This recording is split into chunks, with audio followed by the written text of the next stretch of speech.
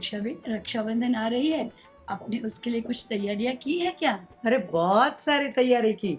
अच्छी अच्छी राखी ले आई और अच्छी अच्छी मिठाई भी बनाई और सब भाई बहन सब मिलके सब खाना खाएंगे।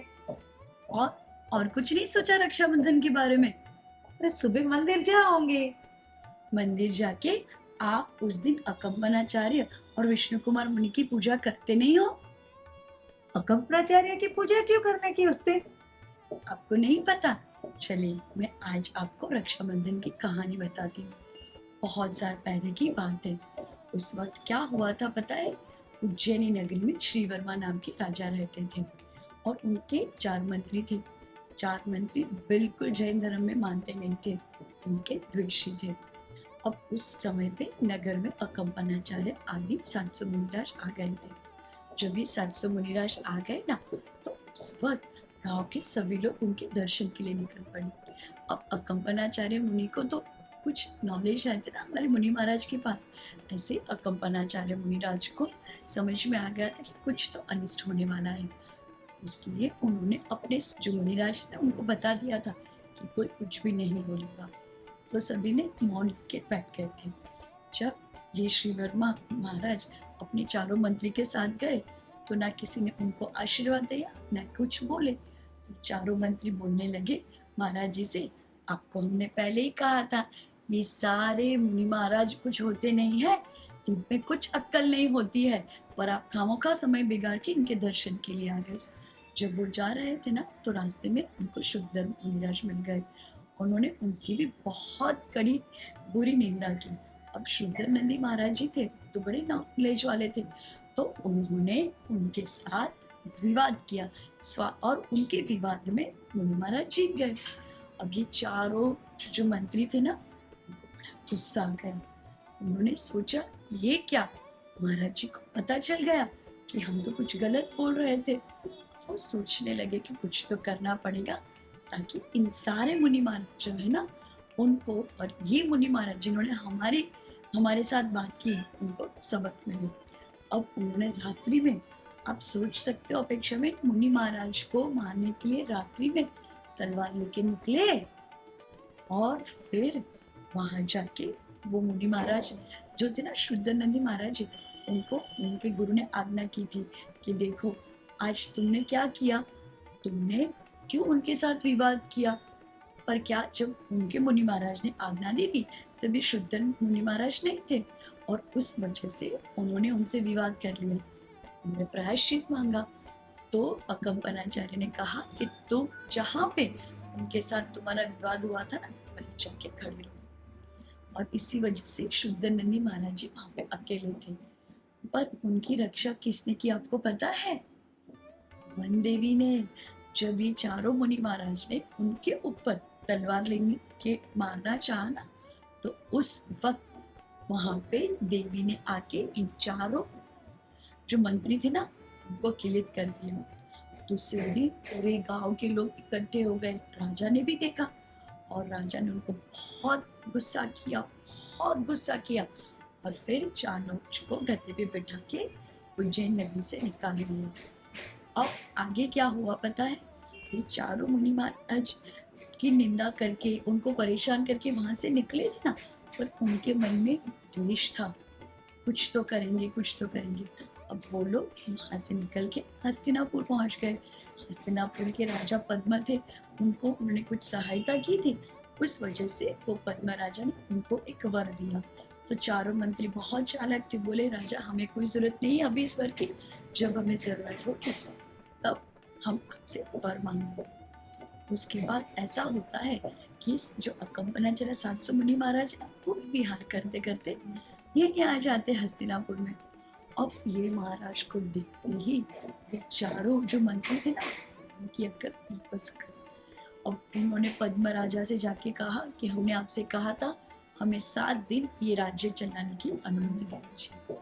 पद्म राजा ने सोचा, मैंने वचन दिया है तो मुझे देना पड़ेगा।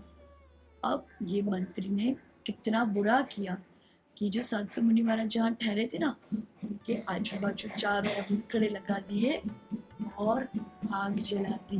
ओ कितनी पीड़ा और कितनी पीड़ा होगी महाराज जी को। सोचो 700 मुनि महाराज और उनके ऊपर पर जो शुद्धनंदी महाराज जी थे ना, उस सब मिथिला में थे और वो बहुत ज्योतिष शास्त्र के जानकार थे। उन्होंने देखा नक्षत्र को, उन्हें समझ में आ गया कि कहीं पे महाराज जी को कुछ तकलीफ हो रही है। और उनको ये भी पता था कि विष्णु कुमार मुनिराज के पास विक्रिया रिद्धि है। आपको पता है विक्रिया रिद्धि क्या होती है? तो विक्रिया रिद्धि कैसे मिलती है? बहुत तपस्या करने से मुनि महाराज के पास विक्रिया रिद्धि होती है। शुद्धनंदी महाराज जी ने अपने जो एक सुलभ जी थे पुष्पदन जी, उनको भेजा विष्णु कुमार मुनिराज के पास और विष्णु कुमार मुनिराज को ये सारी बात बताई कैसे 700 मुनिराज के ऊपर उपसर्ग हो रहा है और आपको आना है। वो बोले मैं कैसे आ सकता हूँ, तुमने बताया कि आपको विक्रिया रिद्धि हुई है। और उन्होंने अपना हाथ ऐसे लंबा किया और वो जाके सामने पहाड़ तक छू गया। तो उनको समझ में आ गया कि मुझे विक्रिया रिद्धि हो गई है। और फिर वो तुरंत वहां से निकले और सबसे पहले तो वो हस्तिनापुर पहुंचे और उन्होंने पद्मा राजा जो उनके सांसारिक जीवन के भाई थे उनको बहुत गुस्सा किया और कहा ये क्या तुम्हारे राज्य में ये क्या हो रहा है।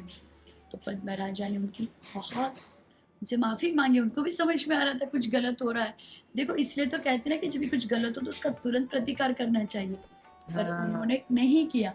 और विष्णु कुमार मुनिराज जिनके पास विक्रिया रिद्धि थी ना, उन्होंने क्या किया, छोटा सा एक छोटे से जो कहते हैं ना भिक्षा मांगने वाला है, ऐसे भिक्षुक का रूप बनाया और वहां चले गए जहाँ पे यज्ञ चल रहा था। अब चारों मंत्री थे ना, उनका रूप देख के बहुत मोहित हो गए और ये सुलभ जी इतनी मीठी मीठी मीठी मीठी बातें की कि वो चारों उनकी बात में आ गए। और उसके बाद उन्होंने कहा कि आपको हमारे यहाँ यज्ञ हो रहा है, आप पधारे हो, आपकी कोई इच्छा हो तो बताइए। उन्होंने बोला कि मुझे सिर्फ 3 गज जमीन चाहिए। उस वक्त तो क्या हंसने लगे वो चारों मंत्री। उन मूर्ख को क्या पता था कि ये कौन है। अब जब उन्होंने बोला कि ठीक है आप 3 गज जमीन ले लीजिए, तो उस वक्त विक्रिया रिद्धि से ये मुनि महाराज ने अपना बड़ा स्वरूप बना लिया। इतना बड़ा, एक पैर से उन्होंने छू लिया सुमेरु पर्वत को, दूसरे पैर से छू लिया मानसोत्तर पर्वत को, और तो और फिर तीसरा पैर बोले चारों मंत्रियों के आपके ऊपर रखो। चारों मंत्री घबरा गए, ये क्या कर रहे हो तुम लोग। ऐसा करके उन्होंने अपना ओरिजिनल जो मुनि महाराज का रूप था वो दिखाया और उनको दिखते समझ गए। तब उन्होंने आज्ञा दी सबसे पहले सारे मुनि महाराज का जो आपने इनके जो आग जलाई है वो बंद कर। सुनना ही पड़ता चारों जो मंत्री थे उनको, और उनको ये भी समझ में आ गया था जो बहुत निंदा कर रहे थे ना जैन धर्म की, कि जैन मुनि के पास कितनी शक्ति होती है, कितनी ताकत होती है। और फिर आग जलाएगी। अब देखो कितनी पीड़ा हुई होगी, 13 से ही उपसर्ग शुरू हुआ था, पूनम के दिन ये संपन्न हुआ। तो बहुत सारे मुनि महाराज थोड़े बेहोश भी हो गए थे, किसी की कुछ हालत हो गई थी। पर जैसे ही उनका उपसर्ग समाप्त हो पूरे गांव वाले दौड़े दौड़े आए, जिस तरह से हो उस तरह से उन्होंने मुनि की सेवा करने की कोशिश की और मुनि महाराज को आहार दिया। और सभी मुनि महाराज को उस दिन खीर का आहार दिया गया ताकि उनके गले में थोड़ी शांति हो जाए। और इसीलिए रक्षाबंधन के दिन खीर खाने का विशेष महत्व है। और यदि आपके आसपास यदि मुनि महाराज हो ना, तो रक्षाबंधन के दिन आपको जरूर उन्हें आहार देना चाहिए। और इस तरह से जैन धर्म में रक्षाबंधन का बहुत महत्व है। मित्रों, मैं आप सबसे भी कहती हूँ, ये लड़ाई किस चीज के लिए थी। जो मुनि महाराज थे उन्होंने तो भले अपना छोटा सा रूप बनाया और मूल रूप में आ गए, फिर उन्होंने दीक्षा भी ले ली वापस से और फिर मोक्ष की प्राप्ति भी कर ली थी। और उनके साथ जो चारों मंत्री थे उन्हें भी जैन धर्म में रुचि पड़ी थी और उन्होंने भी जैन धर्म को अंगीकार कर दिया था।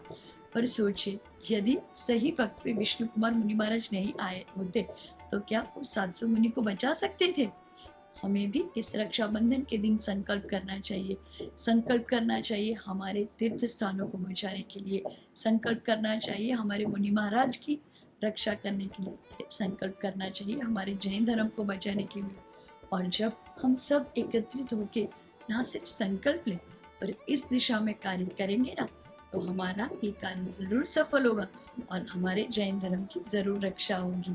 तो इस साल रक्षाबंधन के दिन मुनि महाराज को आहार जरूर देना, उनको खीर जरूर देना और साथ में संकल्प भी करेंगे, हम जैन कुल में जन्मे, अभिमान करेंगे, जैन धर्म की रक्षा हम जरूर जरूर। करेंगे। तो आपको समझ में आया ना? हाँ, अभी तो जैन धर्म का पूरा रक्षाबंधन का क्या इम्पोर्टेंस है ना, पूरी बात समझ में आ गई। आप सबको भी समझ में आ गई है ना? तो अब से रक्षाबंधन जरूर इस तरह से भी मनाइएगा। बोलो विष्णु कुमार की जय जय, अकंपनाचार्य आदि 700 मुनि महाराज जय की जय, जैन धर्म की जय जैनम जयतु शासनम। जय जिनेन्द्र।